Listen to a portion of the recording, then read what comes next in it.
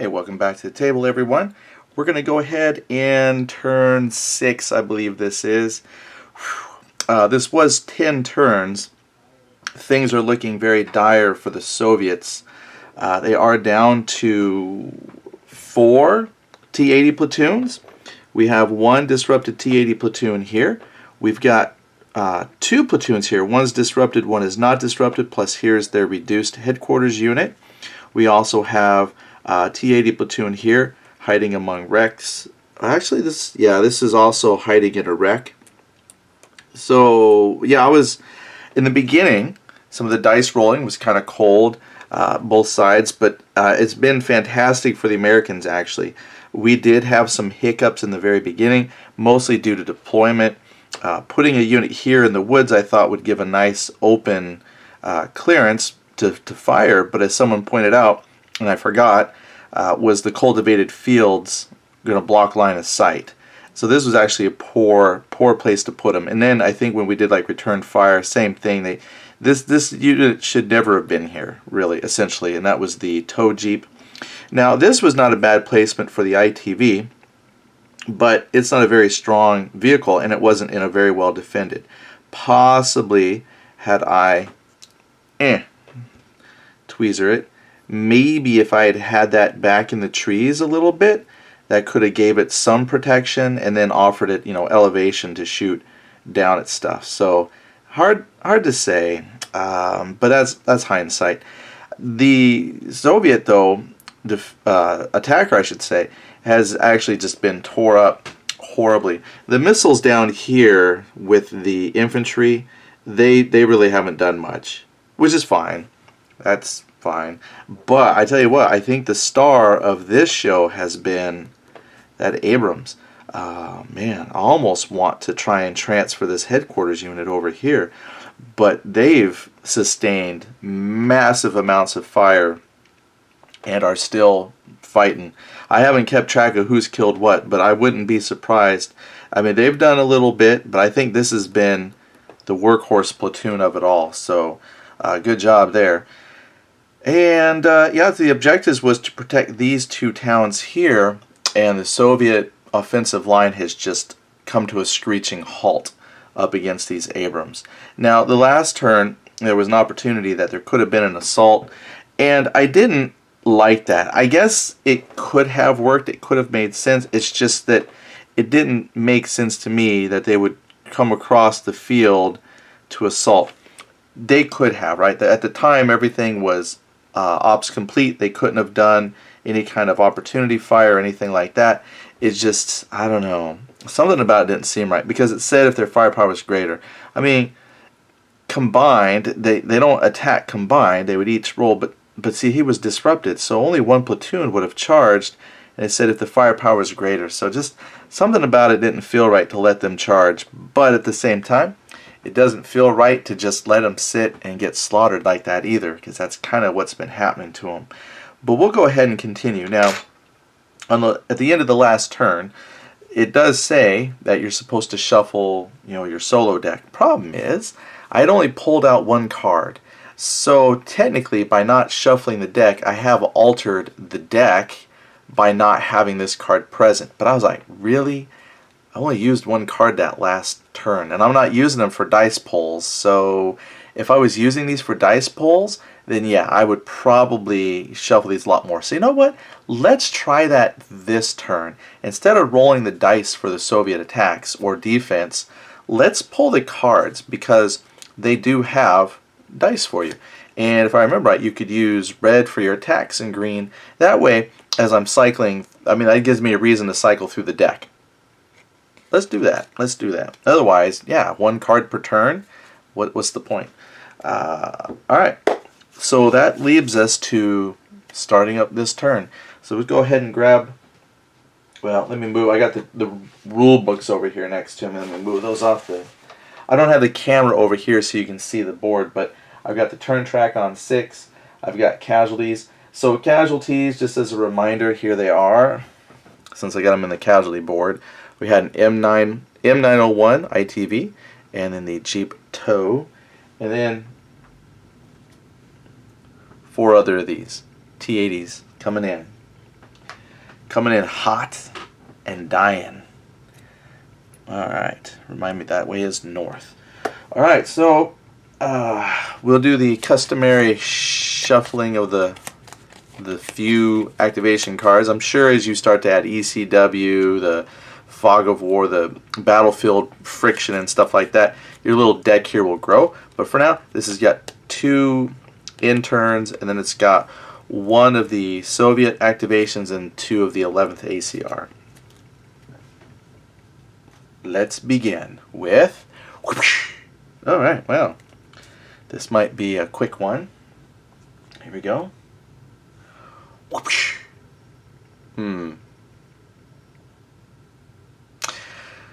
Okay. Interesting. So when that happens, what I can do is, I guess, pull the headquarters. And 1 of these goes back.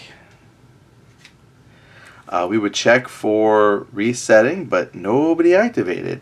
So I'm going to hold both headquarters chits out. I think what it is they each get 1. Right? Are they supposed to get like 1? But what I'll do is I'll just hold them here, right? Like that. Okay, now that's interesting. In a way, you could say that they're... So I just had this thought, right? And I'm thinking, well, that's kind of cheeky. But in a way, this is building narrative unexpectedly.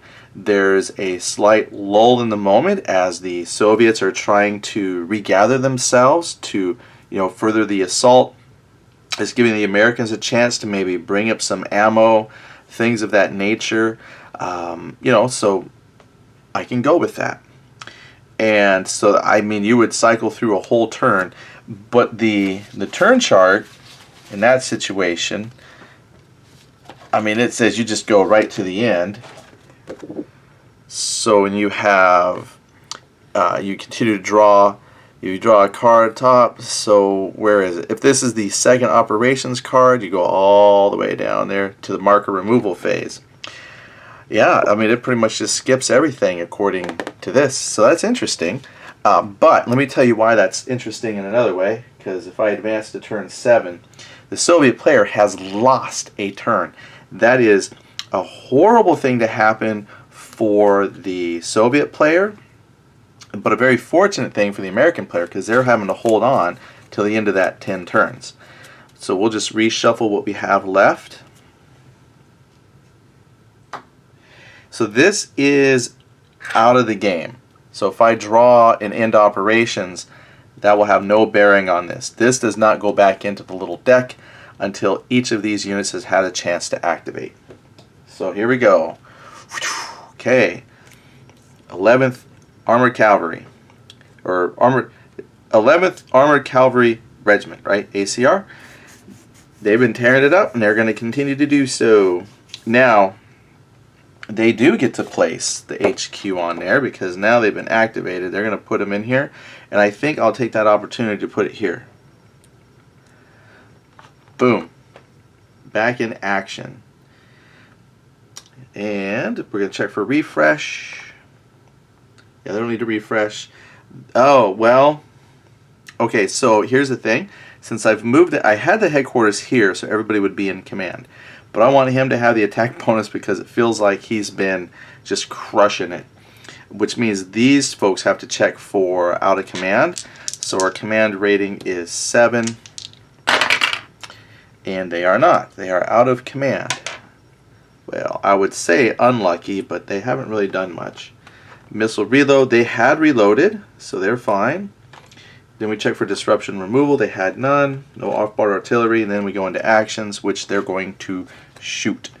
And yeah, there was a disrupted unit here. They're still at full strength. Disrupted. What I want to do is attack the disrupted. I would like to attack. I should attack this unit here, because then I can maybe disrupt that one as well. Choices. You know what? Let's not take 10 minutes to decide. Go home. Go big or go home. So we're going to attack this one right there. So to do so, I gotta remember I get to add 1 for the headquarters, and they are 4 dice, and range is 1, 2, 3, 4, so that is point blank. So there are 5 dice. Yes, 5 dice hitting on 4s. Yeah, they got that 5th dice from the headquarters. Why did they get a 5th die? Well, here we go. Hitting on 4s. Well, that is 2 hits. I'm going to take my handy dandy hit tracker. 2 potentials, so that could be good. Their defense is 4 on 5. Now they get a 5th defensive die because they're at a wreck. So that's 5 on 5, and they got to save twice. No save. This one here, I would say, I would re-roll this one because it was kind of cocked in the little thing here of 4. Alright, so they are disrupted and reduced. I've run out of disrupted. Gotta find a disrupted marker.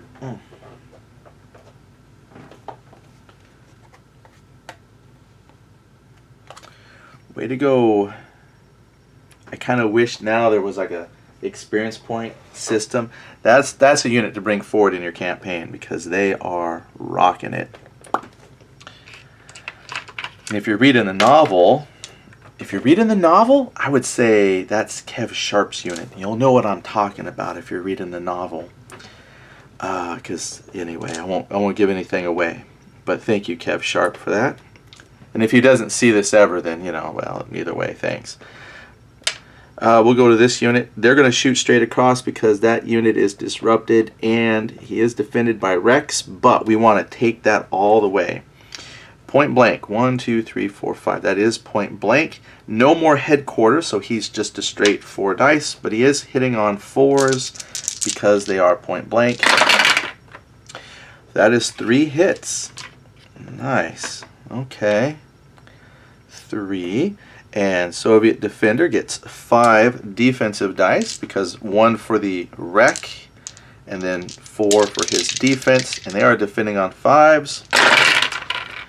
1 defense, but that means 2 shots get through. So second shot reduces, third shot eliminates. Eliminated. Exterminate. And there's already a wreck marker in there, so there's only 1 wreck marker per hex. And so they get, did I forget ops complete? Let me put ops complete there. Ops complete here. They were out of command. We're done with that card. Discard. Then we draw Soviets. Alright, Soviet player is now, yes, what are those games? Made me think of Gauntlet just all of a second. Warrior has joined. Yeah, Soviets have joined the game. Now, not too many choices to make here. They might not place that right away. So we draw them, we refresh, we check commands, so remove ops complete. Now it says reassign leaders, deploy HQs. Okay, so we'll deploy the HQ, then check. Disrupted comes in just a moment. So we have deployed. They're in command of the HQ. The HQ has a range of 3, but they are within range. No missile reload for them. Disruption removal. Alright, so let's check him first. Let's clear some dice out of here. And they got to make a 6. Got a 7, so they stay disrupted.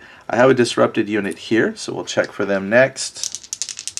Maybe I was going to point this out. I remember looking for it in the book. I did look for this in the book in between games, but I did not see if HQ modifies disruption checks. I didn't see it on the dice chart either. So from what I can tell, maybe there's some other stuff later when you get, helicopters and artillery and things like that.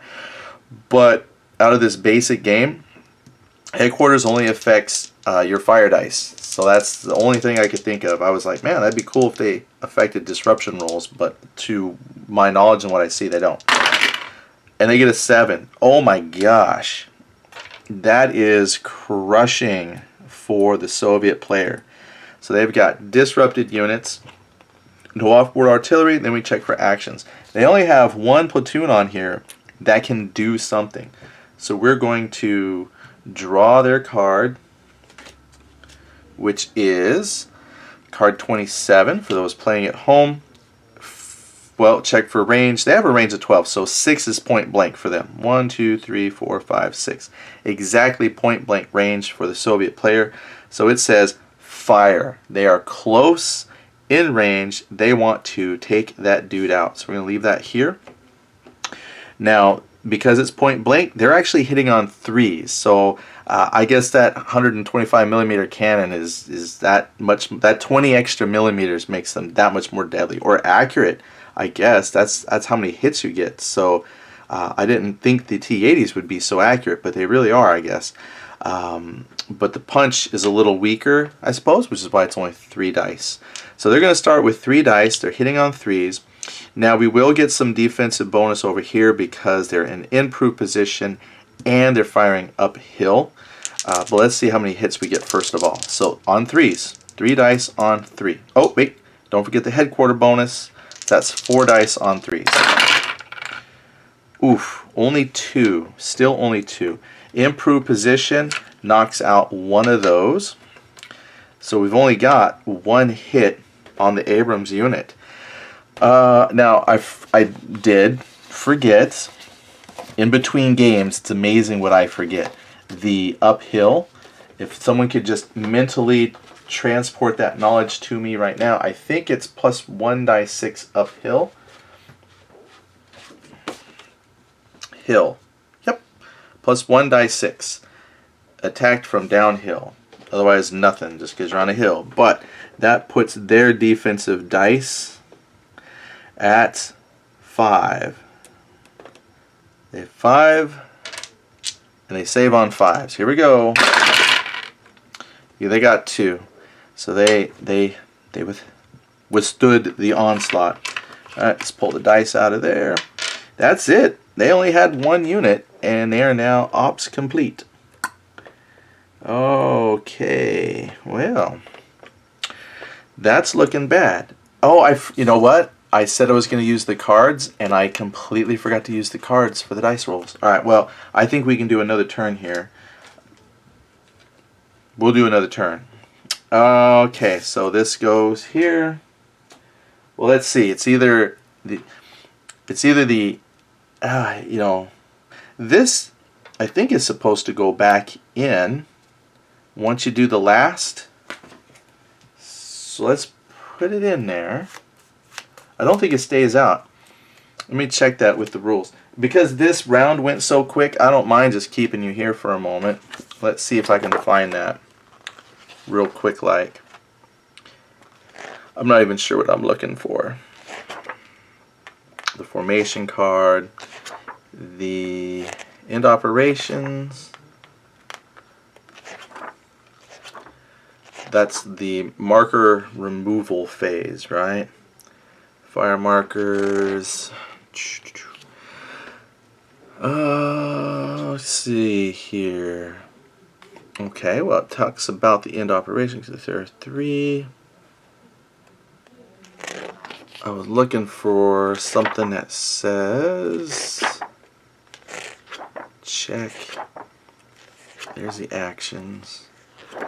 Okay, I'm telling you what I'm looking for. I'm looking to see, does that when that last unit, you know, does an action, does the end card stay out or does it go back into? I thought it like went back into the mix and you shuffled up. So there's a chance that you then could draw 2 of those in a row. I think it does. I think it does. And I thought I read that somewhere. But like I said, I'm now looking in the book, but I don't know exactly what I'm looking for in the book. So that'll be my question to y'all. I didn't want to like waste a lot of time researching that. I mean, I could pause the recording and look it up, but somewhere in the back of my head, I think it comes from Nations at War, is once that last unit activated that didn't activate before, you throw that counter back into your counter mix. Well, since we're using cards, I believe that card goes back into the mix. So now, I mean, there's only 3 left, so there's a pretty good chance that I could draw 2 end ops in a row. So let's find out. There's 1. Here comes the next card. Whew. Man, America. Alright, so let's check the sequence of play. Right, we're getting good at this, starting to memorize it. Otherwise, discard, discard, and draw the next card. We did. Okay, there's no close air support, no electronic warfare, no battle. It goes right to the formation card. Refresh, so they get the off of there. Done. Disruption removal. Command status. Let's check to see if they, now if they move, they automatically get in, but they didn't move, so we're going to see if they stay out of command. On a 6, that's less than their 7, so they are now back in control. And then we'll missile reload on them. There's no disruption for them, no offboard artillery. So they're just going to they're just going to continue being awesome, I suppose. But now see, we got a choice here because, well, they're disrupted. They failed their disruption check. This guy is active, and he's got HQ. So what we're going to do now this time with this unit is shoot here. Now, I remember, though, this puts them past the point of point blank because their range is only 11, and it's half of that round down. 1, 2, 3, 4, 5. So it falls short. So it's just going to be normal range. So they're going to hit on 5s. Because they have the headquarters, though, that's 5 dice hitting on 5. So we might get lucky. And we didn't get lucky. We got 1 hit, though. I suppose that is lucky. Now, it will depend on the defense. Now, they are going to get, because they're in a wreck. Let's see. Yeah, they're in a hex. Oh, no, there is no wreck there. For some reason, I thought there was a wreck in that hex. So it's just going to be 4 dice saving on 5. Oh, but remember, we're going to use the fancy cards here to justify shuffling. So let's go. They get 4 cards, they save on 5. And they're using the green for defense, so that's 1 save. But we roll, right? So there we go. They got 2 saves out of that. Good job. Now, this will justify shuffling the deck later on at the end phase, or if I draw. Now I did draw, technically I drew a 7, but you know what? This rule here, that was optional. So I'm going to shuffle this deck a little bit later on. Alright, well, you know, they tried. You can't be awesome all the time. Yeah, that's a quote. I'll quote that. Then this Abrams unit has nothing better to do except to shoot there as well. 1, 2, 3, 4, 5. And the same thing, it's just regular range. So that's 4 dice hitting on 5s. Yeah, it'd be nice to do a little bit more. No hits. So that makes a huge difference. It's amazing that 1 point makes a huge difference. Okay, then we've got the TOW missile team. Their range is 13. They're shooting over the trees because we learned that the hills are level 2, trees are level 1, so it creates a little bit of a shadow, but they are well beyond the shadow. So they're going to shoot. But remember, they do have reactive armor, so they're going to get a bonus in defending against that. But let's see if they even hit. So this is 4 dice hitting on 4s.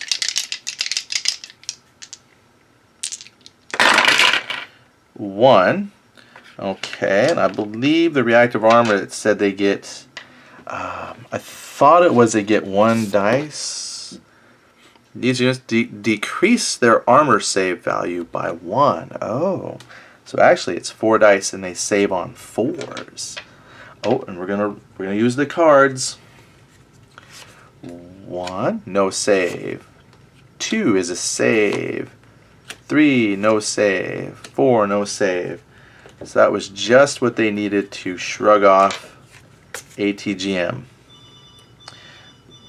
They're holding out there. Going to make an ammo check.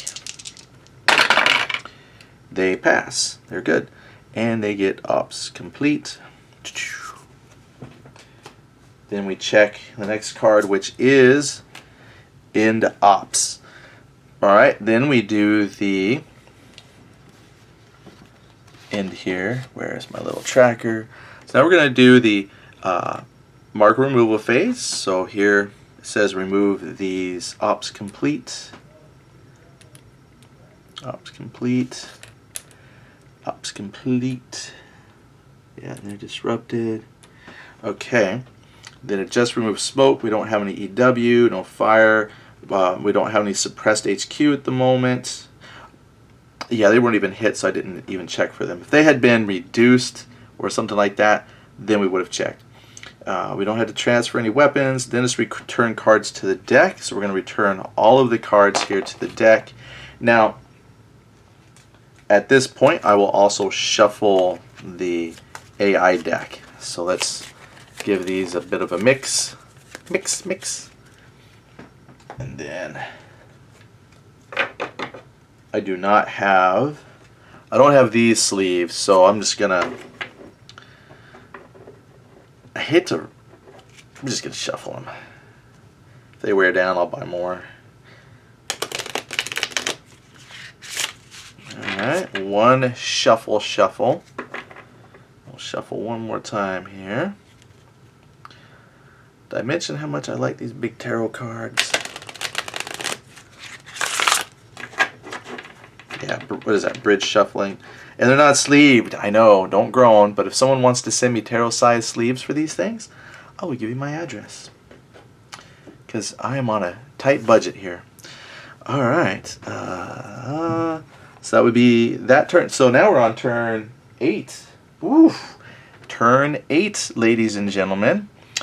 Let's go. We'll do one more turn. Here it comes. So this will be turn 7 and turn 8. Starting off turn 8, we have Soviets.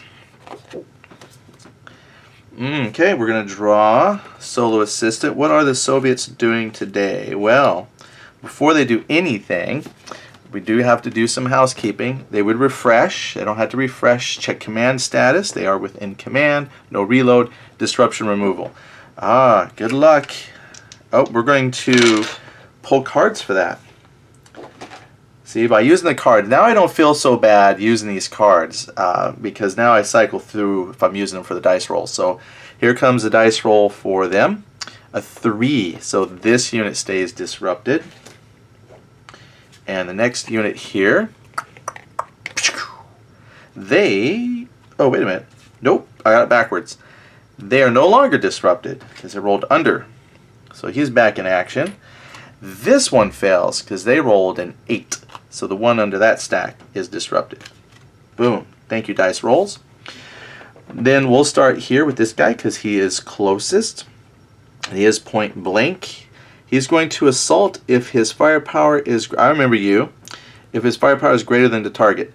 Well, it before was tied, so it still wasn't greater than. But now it is definitely less than because he's only got 1. So he's definitely not going to assault. They've got some busted vehicles in there. They're not happy. So they're going to do a fire check. But the reduced side is only 2 dice. But they hit on 3s. So he's rolling 2 dice, hit on 3s. Oh, wait. That doesn't count. Sorry, I forgot we're doing dice rolls. Red. So here's 1. That's a hit. That's a hit because he's hitting on 3. So that's 2 hits in his favor. Good job. But first hit is ignored by the improved position. And we get an extra dice because we're uphill from them. And we save on 5s. Wow. 1 save out of that. So I'm glad we added an extra die. But that was still enough to keep that unit going. So... alright, sorry. Okay, then this unit, same thing. They are point blank to him, so they're going to... oh, wait, they keep the same order card. I was about to give them another order card, but same thing. Their firepower, though, is tied. So, again, they're not going to rush across. Plus, as someone pointed out earlier, you know, why would you rush across when the Abrams could opportunity fire you? So they'll go ahead and they'll fire back. Now they'll be firing back at their full strength, which is 3 dice. Oh, 3 cards, I should say. 3 cards, And because it is point blank for them, they're hitting on 3s. So one card hits, second card hits, third card misses. That is 2 hits as well. The cards seem to be more generous, I'll tell you what. But see, now just in those couple of actions, we're actually using up cards. And that's cool because this also will change the intelligent behavior of the deck because you're pulling out, cards that they may or may, it's interesting. I'm good with that. So I like using the deck for dice rolls now. All right, so we had 2 hits. Now I get to defend first. Improve position drops to 1. Man, I'm so glad I did it that way. And then because they're fighting uphill, they get 5 dice. They save on 5s. They just feel so invincible sitting up there. And again, 1-6, which saves them. My gosh. Someone needs to go back and watch all these videos, sift through all the footage, and see how many times they've been shot at and how many times they've saved their dice. Wait a minute. I think I forgot to add 1 dice roll. Hold on. Because the HQ, I took the HQ off to read the stats and then I forgot. So here comes their extra, which was a hit. Oof. Technically, I only had 1 save, so technically speaking, they should get a disruption. First disruption on them. Oh, uh-oh. Soviets are feeling brave. Okay, but that's it for them. Boom, that's it. They only got the 1 active platoon. The other one kind of hurt. All right, let's put that away. Lucky break for the Soviets. So this goes in the discard. Next card we have End of Ops. Okay, next card End Ops. Ooh, goodness gracious. All right then. So we're going to go pull there, so I know that they need to get an action. We're going to clear off these. Just got nice and spicy. Things are a change. I'm going to advance the turn marker. So that means later when we play, let me go ahead and get these cards here kind of shuffled up. I'll shuffle them up when we get back. But yeah, as we start to near the end, exhaustion is starting to set in. This battered Abrams platoon is starting to feel the pressure of these 2 enemy tank platoons. It makes this platoon think about shifting. They could shift, get the protection of the wreck, even though this is nice. That's like an automatic save, the improved position. But we need to get closer so we can start putting more accurate firepower. We're definitely going to kill that unit, and then both of these guys will attack. Now, one advantage that the Abrams have over the Soviet counterpart is they have a slightly more accurate move on the fire rating. They can actually move up to half and not get any penalty to their shooting. And then they suffer 1 die, I believe. Memory tells me that. They can move up to their full movement distance, but they only have to get within a couple hexes. Problem is, that'll put them in the open and exposed just like they are. So that's kind of a risky if they want to push up. But the Americans are on the defense, so there's really no need for them to push. They just have to hold. So if they can whittle down this unit and then turn all their firepower on this platoon here, well, 2 platoons, they could very well hold off and win. So we'll have to see how it plays out now that we've got some disruption on them. That's a lot of fire that's been exchanged back and forth. Well, there you go. That was 2 more turns. So trying to keep it all straight in my head, that should have been turns 7 and 8. So I really appreciate everyone tuning in. That played quick. I will say, just a quick afterthought here, that just like any game, as you start to kind of get the rules, now trust me, I am not meaning that to say that I am an expert yet in any way. This is just the tip of the spear. This is scenario 1. It's taken us a couple plays to start getting a flow and a rhythm for the basics. So what we'll do after this, if you're all interested, I could move on to scenario 2 and see what that introduces, and then I could do a playthrough of that. I'm really not sure what your all interest level is. So please don't hesitate to tell me in the comments if you want to see play beyond this scenario, because I think I could easily wrap up turns 9 and 10, the next time that I play. And then it would just be a matter of, what do you all want to see? Some different game? Now, nobody has asked, so I'm going to share this. Nobody has asked how to support the channel. And so here's my thought on that. I don't need support necessarily financially. I know a lot of channels, they start to throw up the Patreons and they start to throw things up there. And this is not a job. I don't want this to be a job. Would it be cool? Yeah, I think it would be great. But I mean, I would have to sacrifice a job that I currently have that actually pays the bills to try and create a YouTube channel.